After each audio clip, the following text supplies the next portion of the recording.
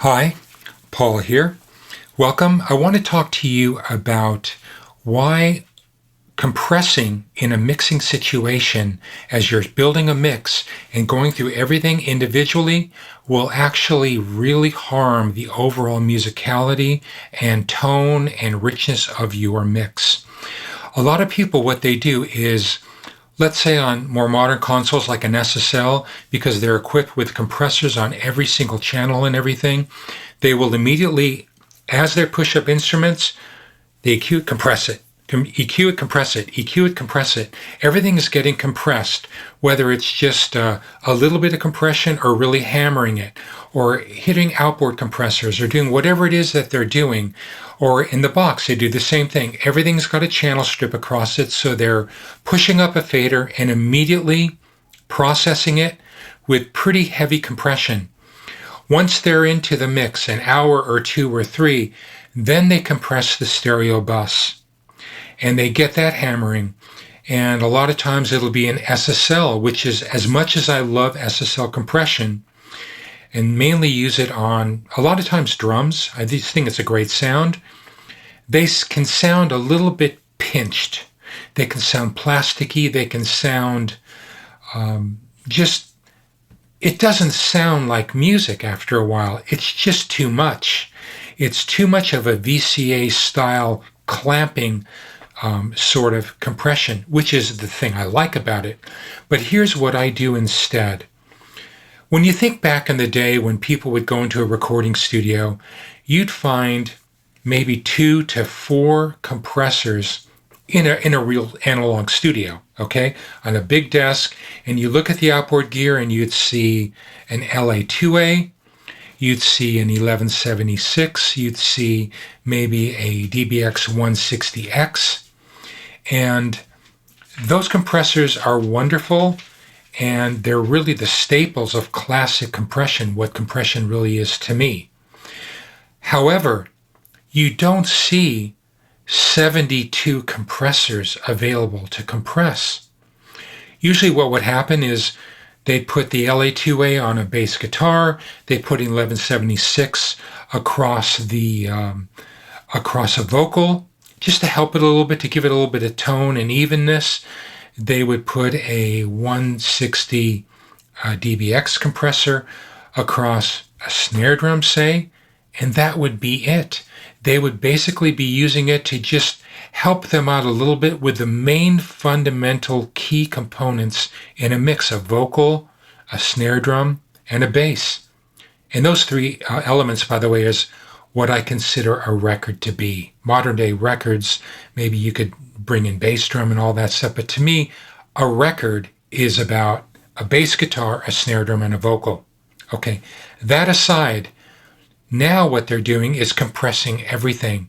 What I would prefer to do, and what I do actually do, is early on, really early on, I loved stereo bus compressors on my mix. So what I'll do is I'll get that happening to a certain point and get a feel for where I think it's going to be and just make the record sound really good. After I push up all the faders and I'm 15 or 20 minutes into a record, maybe half an hour into a record, I will get the stereo bus compression going, whether that's barely seeing the needle move, if at all, or going 2 dB of compression. If I'm going crazy, I'll go up to like 8 dB, 10 dB of compression on the stereo bus if need be, especially for heavy stuff or some really slamming rock and roll. But most of the time, it's somewhere between half a dB to a dB and a half of compression, which is why I tend to like, one of my favorites is a Manley Vari-Mu compressor. I got this from the mastering world. It just sounds rich and musical and creamy. And also what it does is it has a blending element to it where it'll help you blend a record where you don't have to be so crazy fighting to get a blend. It also allows a lead vocal to sit in a certain place within a mix. So I don't have to blend a lead vocal as loud as I might have to when I'm using a Manley Vari-Mu compressor. It allows me to bring the mix, the lead vocal, inside the mix a little bit more, and it's still right there. It's still present and rich and beautiful. It almost sounds like vinyl or analog, or I don't know. It just sounds amazing. So I tend to use those on my stereo bus compressor. Another one, I love SSL stereo bus compressors too. Love them, love them, love them. They're amazing. They're exciting, whatever. So I'll get that happening. Now I'll go in and see, what am I missing? Because by not doing the individuals everywhere so much all the time, and then adding the stereo bus compressor, I'm going to end up with something that feels less plasticky and more like music. It's going to sound bigger, it's going to sound taller, it's going to sound richer. So this is why I would really advise people recording to stop beating up your compressor so much in the recording aspect. If I'm recording stuff on a vocal especially, sure, I'll hit it 2 dB, 3 dB, 5 dB while I'm recording, and that's it. I'm not going to be slamming compressors or anything for that matter when I'm engineering a track or recording a band or recording an artist, recording a pop record that's all programmed. I'm not going to slam everything into just beyond recognition, because what happens is when I use a stereo bus compressor later, I can't undo all that compression, and it's not as blendable, it's not as dynamic. I would rather hit a stereo bus compressor, the right stereo bus compressor with the right setting, harder, with more gain reduction than I would having all the individuals compressed and overcompressed. I would urge you all to stop recording with so much compression in the recording part of the project.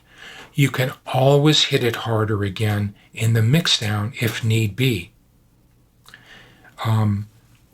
Another thing that I see is that people who like to record in the box, let's say they've saved up and they have one or two really key items. Let's say an 1176. I bring that compressor up a lot because it truly is an iconic, beautiful compressor that you can do pretty much anything with.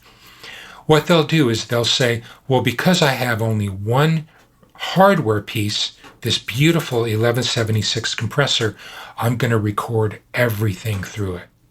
Right? So they record every guitar through it with compression. They record every vocal and they hit it with compression. They record their bass with it. They record everything, all this stuff through it. And every synthesizer, every percussion, every background vocal, everything. Vocals, it's not so damaging as long as you hit somewhere between 2, 3, maybe even 5 occasionally, and you set the attack and release really well, that's not a problem. But when every dynamic range of every single instrument is reduced, you're not going to have a living, breathing, exciting thing when it's mix time. That's why I will use expansion a lot. And I use expansion with all kinds of different things. A lot of times I will use an Eventide omnipressor just to bring back some of that dynamic range back into instruments because it's just been obliterated. Some people actually use limiting while they're recording. I mean, what's happening? Why? Why are you doing that? You take away all the excitement out of a record. So anyway, that's what I would really recommend. Save a lot of your individual compression settings if you need it after you get your stereo bus dialed in or half dialed in, because I would venture to say you're not going to be using as much individual compression on your records, on every track. And you can imagine, I mean, today's track counts, I mean, the smallest track count I ever get really is 48 tracks. Usually it's pushing 64, 72, 80 tracks, sometimes 100 tracks. And if all those have been recorded, already compressed, it's just going to be a 1K tone at the end of the day. What am I supposed to do with that? I've got to work so hard to undo. A lot of times I've got to go in there and draw in automation to gain back what was already there that was destroyed in the recording process. And let me also say, like on an SSL desk or whatever channel strip you do, if you want to just kiss the compressor, let's say on an SSL channel strip, and you want to just barely see that first light, I think it's 3 dB, that's already a lot actually, if it's already been compressed. But if you want to just give it a little bit of punch and just dial in just a little bit of a flicker, just to kind of tighten and bring those things forward, you're probably not going to destroy anything. I'm talking about when people are really hammering a compressor and it really flattens the overall finished product, and then they're using an SSL style, VCA style compressor after that, and it's just, everything's turning into a bright pancake. It's just not happening. It's kind of like when you hear remastered versions of records that I've loved over the years and I used to have as a kid or whatever. It's like, well, this is the new remastered edition. And you listen to it and you go, this is a bright pancake. They slammed it, they smashed it, it's brighter, and it stinks. It's horrible. It's not music anymore. All the emotion, all the depth, all the tonality, all the woody sort of sounds, all the weight has been destroyed. It's really important to keep music what it's supposed to be, which is music.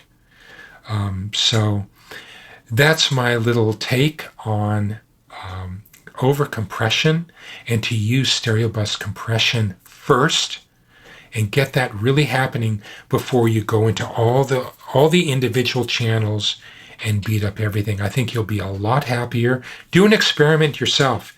Do it if that's what you find yourself doing. Go ahead and do a quick mix that way, and then zero out everything, start again, get a really cool stereo bus compression setting, get your EQ right, get whatever, get that really happening, and then listen to it and add just a little bit of touches here and there on certain instruments, on certain keyboards, on certain synthesizers, whatever it is that you would do. Just add a touch where needed and compare your first mix to your second mix. I have a feeling you're going to like the second mix that had little individual compressors going and more stereo bus compression, which allowed the dynamics to breathe and the tonality and the size to be taller and beautiful, way more than you're going to like the way it turned out when you have the individual compressors. So that's my take. Hope it was helpful. If you dug this video and it was cool, give me a thumbs up. Subscribe to the channel. I'd love that. And happy mixing. Have an awesome day. Cheers, everybody.